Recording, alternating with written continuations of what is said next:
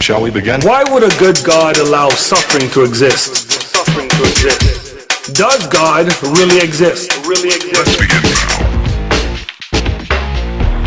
Why did God command the deaths of so many people in the Bible? Why does God remain so hidden?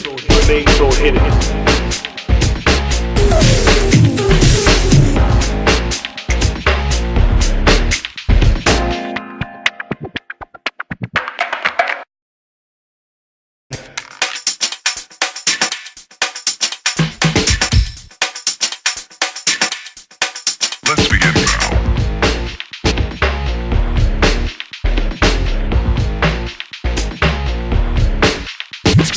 Welcome to The Third Degree. My name is Sule Prince, and I'm here with Dr. Tony Costa and Sam Say. Welcome, Sam. Thank you. Well, we're very pleased to have Samuel with us. Samuel is with the Canadian Centre for Bioethical Reform, and he deals with particularly the issue of abortion. And of course, he is a pro-life advocate. And so we're really pleased to have him here. So Samuel, welcome to The Third Degree. Thank you. I'm happy to be here.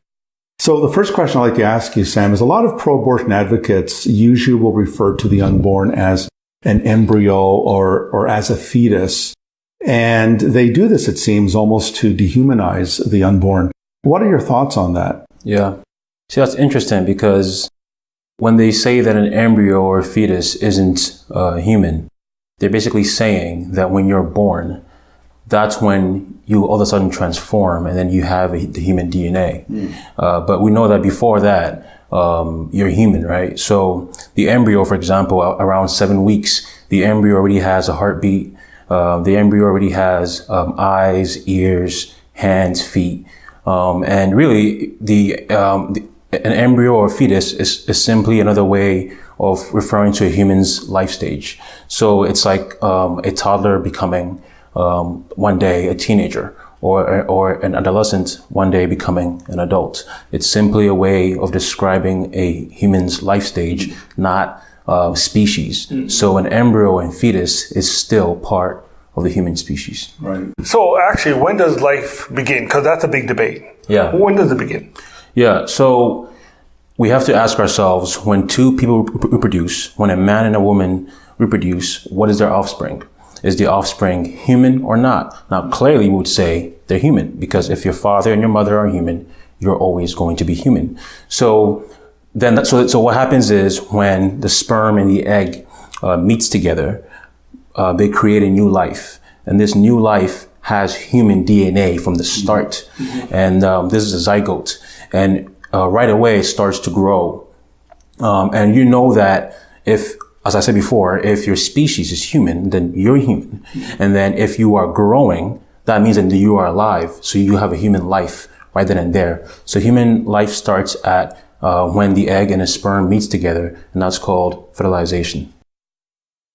In the United States, as you know, there's a huge debate going on in this whole issue, much more so than here in Canada. But we always hear that abortion is health care. It's referred to health care for women and so forth. Yeah. And can you maybe comment on that? They're obviously calling the termination of a child in the womb health care. Can you comment on that?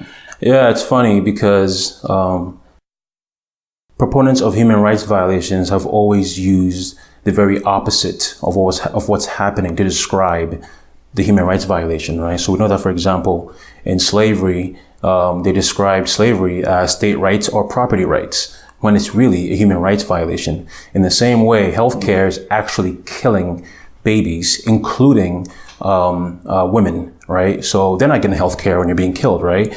And really, healthcare is pro-life. Healthcare is supposed to save a life, but instead, abortion is actually killing babies. And not only are they killing babies, it's actually ripping babies apart limb by limb. There's nothing about that is healthcare. Sam, previously we did the topic of abortion. You could actually look at it. It's our Doritos commercial that we were making a comment on. So I went into the park to ask people questions. They're willing to answer questions. Once that they knew that it was abortion, they didn't want to touch it at all. People would actually walk off Why do you think the issue of abortion is something that people do not want to talk about? Yeah. It's funny because I actually have the exact opposite situation. So at CCBR, the Canadian Center for Bioethical Reform, what we do is we use both pro-life apologetics and also AVP, which is short for abortion victim photography, which is controversial for many. But what we do is we show people what an abortion actually looks like. Okay. And as you can imagine, that creates quite a stir. And that actually creates people to actually come to us and want to talk, because it's the first time they're seeing an abortion. So I'm saying that to say, so just for example, just a few days ago, I was at a school, a public school, and we were in the public area, and many students came to us and spoke with me about it. I spoke to 10 people about abortion, and about 6 of them became pro-life. Wonderful. Wow. But I say that because I think when people, see the image, when people actually know what an abortion looks like, they become intrigued and they want to know, well, what's going on here. Now, they may not always agree, of course, but they will at least be seeing the abortion for the first time. When people go and get an abortion, they're not seeing what's really happening. Okay. So that's why we think it's so effective to actually use AVP, because it attracts people to us. But I think one of the reasons why perhaps people didn't want to come to you is because abortion is very, very, very common in society.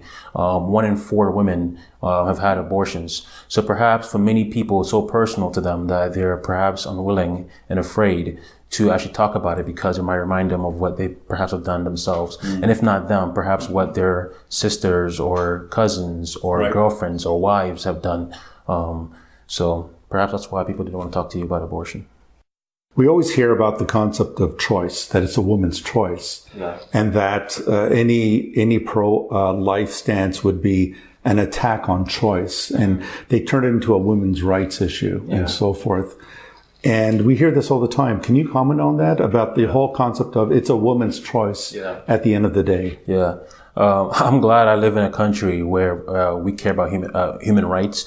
We care about women's rights. I appreciate that.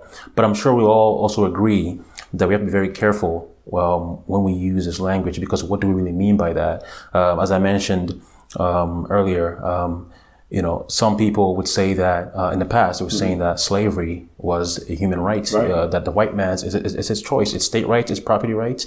So we have to define what does it really mean. And so, look, we agree that women should have the rights, and we agree that women should have choices, but not every choice is good, right? So, for example, a woman is free to swing her arms wherever, whenever, however she wants. But if she ends up hitting me or you, then that's an assault, right? So we have freedom to do whatever you want, but if it assaults somebody else, an innocent person, then it's no longer a good choice. It's a bad choice, and it's no longer it's no longer a woman's right to assault somebody. And abortion is a violent assault against another human person. So abortion is not a woman's right. Right. Samuel? Thank you. Yeah, thanks so much. Thank you for watching this video. If you like what you see, please press the subscribe button right below. And beside that is the bell icon. If you want to receive all of our notifications of everything that we do, press that icon as well. Thank you.